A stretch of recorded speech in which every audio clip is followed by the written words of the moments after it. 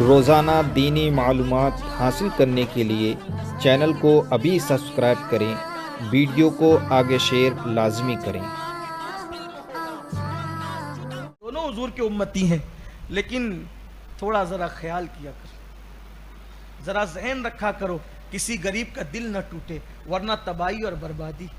میں نے کل ہی یا پرسوں کے بیان میں لوگوں کو بتایا کہ ایک غریب بڑھیا کی آہ نکلی اور بادشاہ کا پورا محل زمین میں دھس گیا۔ اس لیے اس کا خیال کریں، اللہ تعالیٰ ہمیں توفیق عطا فرمائے غریبوں سے محبت کی۔ اسی لیے میرے آقا علیہ السلام کی ایک دعا یہ بھی ہے جس کے آخری الفاظ یہ ہیں وَحُبَّ الْمَسَاکِین۔ آخری الفاظ ہیں دعا کے وَحُبَّ الْمَسَاکِین، کہ ہمیں غریبوں سے حضور دعا کرتے تھے۔ دیکھو کتنی حیرت کی بات ہے، پوری کائنات دعا کرتی ہے اللہ ہمیں محبت رسول عطا فرما، اور رسول دعا کر رہے ہیں اللہ مجھے غریبوں کی محبت عطا فرما۔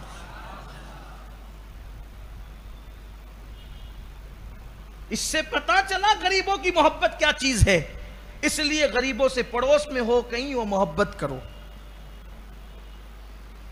پھر اس نے کہا جو سب سے بڑا دشمن ہے میرا وہ یہ بھی ہے جو اللہ کے لیے عاجزی کرتا ہے، انکساری، تواضع کرتا ہے، اللہ کے لیے تواضع اختیار کرتا ہے، عاجزی، اللہ کے لیے عاجزی۔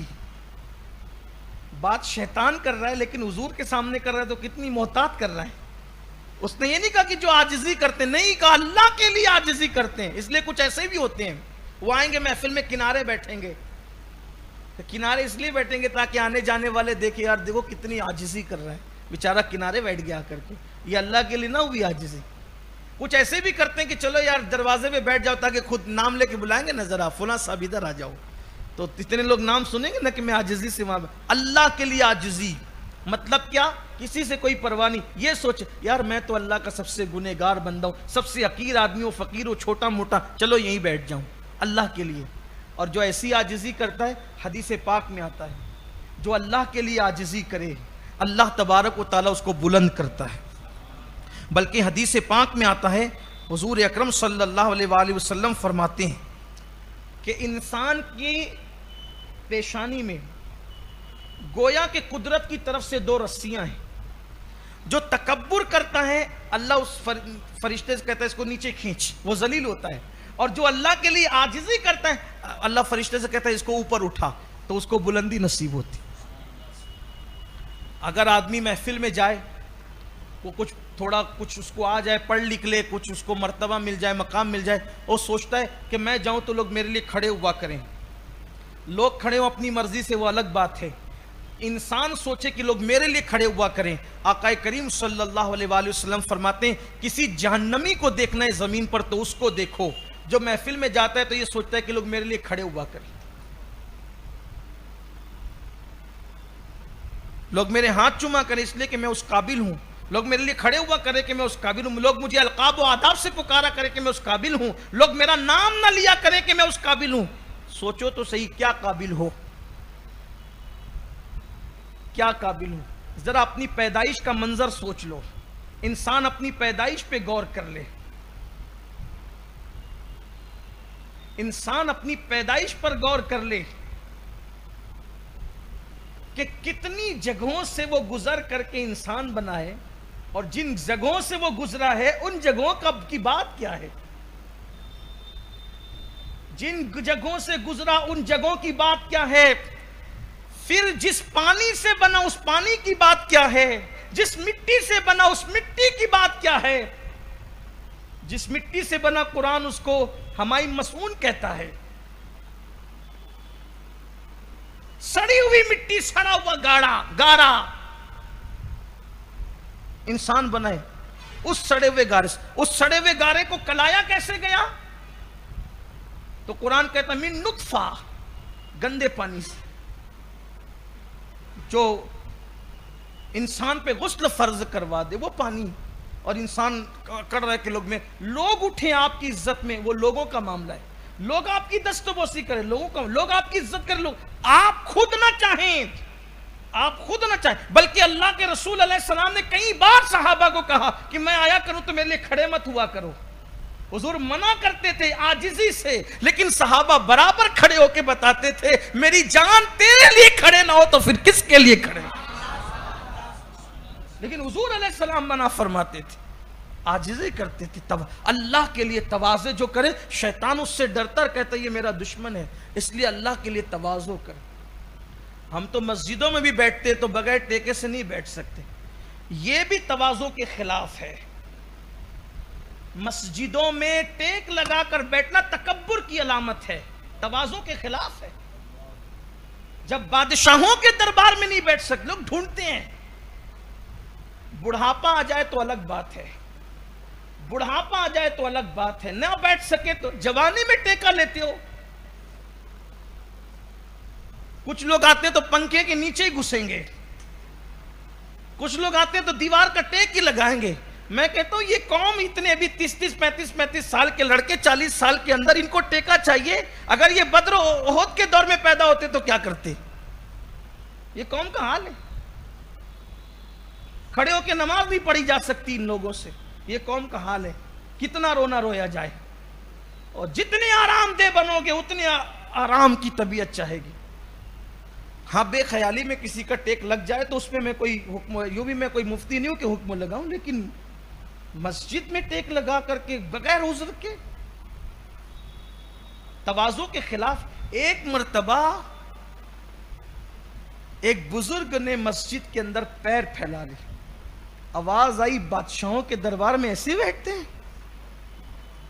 بادشاہوں کے دربار میں ایسے ہی بیٹھتے ہیں۔ اس دن جو پیر سمیٹا ہے اس دن پھر کبھی پیر نہیں پھیلائے۔ جس دن وصال کے بعد آپ کو تختے پہ نہلانے کے لیے لٹایا گیا اس دن آپ کے پیر پھیلائے گئے۔ یہ احتیاط۔ امام سفیان ثوری رضی اللہ تعالی، آپ کا نام سفیان تھا، ثوری کیوں کہتے ہیں؟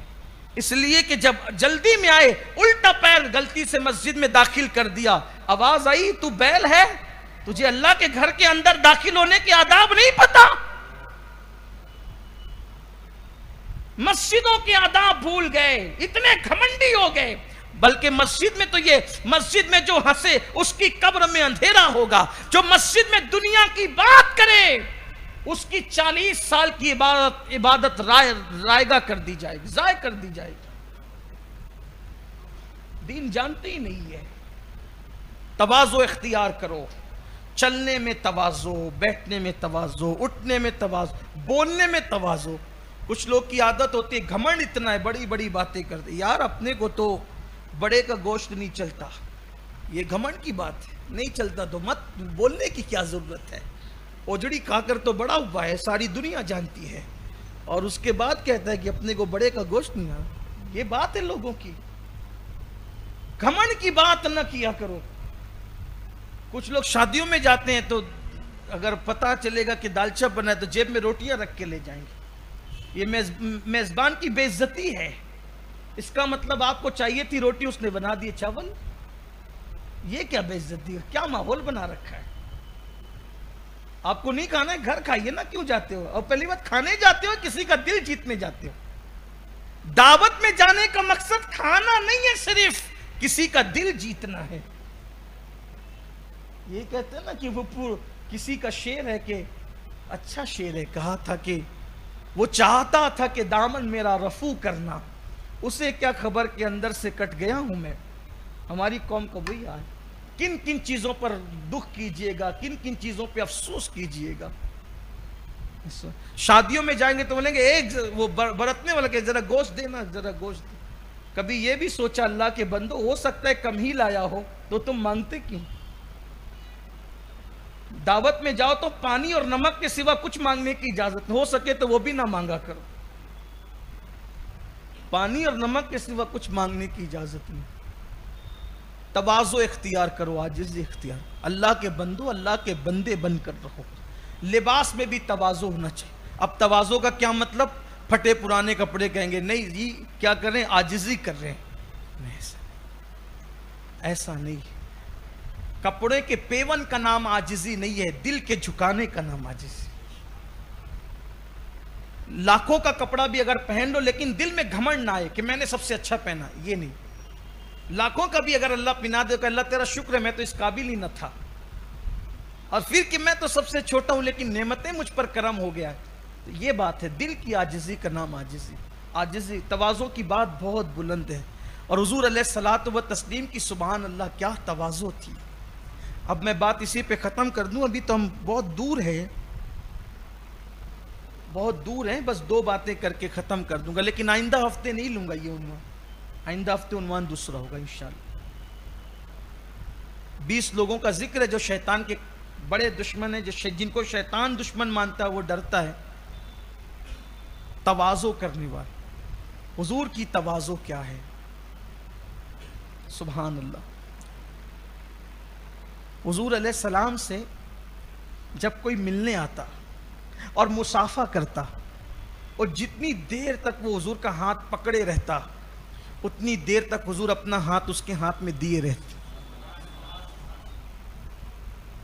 وہ چھڑا دیتا تو حضور چھوڑ دیتے. پھر جب وہ واپس جاتا حضور علیہ السلام سے مل کے, تو حضور علیہ السلام کبھی اس کو دروازے تک چھوڑنے آتے, اور کبھی کبھی ایسا مہمان ہوتا کہ تو حضور علیہ السلام باہر سے کوئی آنے والا تو اس کو سنیت الوداع تک, جو مدینہ منورہ کا اینڈ ہے, سرحد مدینہ, وہاں تک چھوڑنے کے لیے جاتے. اور پھر کرم کا حال کیا تھا, جب تک کہ وہ شخص حضور کی طرف پیٹ نہیں کرتا میرے آقا بھی اس کی طرف پیٹ نہیں فرماتے. اور اگر کوئی بچہ بھی آ کر حضور سے کہتا نا یا رسول اللہ میرے گھر چلیے کھانا کھا لیجئے, اور حضور علیہ السلام کو اس وقت تو بھوک کی حاجت ہوتی, اسی بچے کے کہنے پہ بھی حضور تشریف لے جاتے. اور ہمارا حال کیا ہے, اگر 12 گھنٹے پہلے بھی شادی کا کارڈ آئے تو کیا بیوقوف سمجھائے مجھے, پوری دنیا کو کارڈ بڑھ کے 12 گھنٹے پہلے دعوت. ارے 12 گھنٹے کس کو کہتے ہیں, جس نبی کو ہم معراج والا نبی کہتے ہیں, صاحب معراج, صاحب تاج, صاحب براق, جس کے سر پہ ختم نبوت کا تاج ہے, جس کے قدموں پہ روح الامین کے سر کے تاج کے موتیاں سجدہ کرتے ہیں, وہ مصطفیٰ جان رحمت. کسی نے کہا یا رسول اللہ چلیے میرے گھر دعوت ہے, حضور چل پڑتے. حضور علیہ السلام کی عاجزی کا یہ ہے. اور پھر قربان جائیں, جو حضور کے ساتھ بیٹھنا چاہتا حضور اس کے ساتھ بیٹھتے, جو حضور کے ساتھ کھانا چاہتا صلی اللہ علیہ وسلم حضور علیہ السلام اس کے ساتھ کھاتے. یہ تواضع تھی. ہم لوگ اگر بس میں بھی بیٹھتے ہیں تو آدمی دیکھ کے بیٹھتے ہیں کہ میلے کپڑے والا ہے کہ صاف کپڑے والا ہے. یہ بات دعوت میں بھی لوگ جاتے ہیں نا تو دیکھتے ہیں کہ کون ہے, وہ سیاسی لیڈران ہے نا, چلو ادھر چلو, یہ لوم کے مزدور ہے ادھر سے ہٹو. یہ فکر بدل, پاگل پن ہے, دین نہیں جانتے, شریعت نہیں جانتے. جن کے حرام کھا کر کے پیٹ بڑھ گئے ان کے ساتھ بیٹھنے میں فخر ہے, میں فلاں کے ساتھ بیٹھ, فوٹو بھی نکال لیں گے, سیلفی بھی نکل جائے گی. اور جن کی حلال کی کمائی کی بنیاد پہ قدرت جنہیں اپنا محبوب بنا چکی ہے ان سے نفرت ہو رہی, ان کے پسینے میں بدبو آ رہی. میں تو یہی کہتا ہوں بات کرو تو کھل کے کرو, چاہے لوگوں سے دشمنی. اور یوں بھی اپنے کو اچھا کہتا کون ہے, اور نہ ہمیں اس کی کوئی خواہش ہے. یار اچھا کہہ دے ایک بار, بس یار کہہ دے. توحید یہ ہے کہ خدا حشر میں کہہ دے, توحید یہ ہے کہ خدا حشر میں کہہ دے, بندہ یہ 2 عالم سے خفا میرے لیے,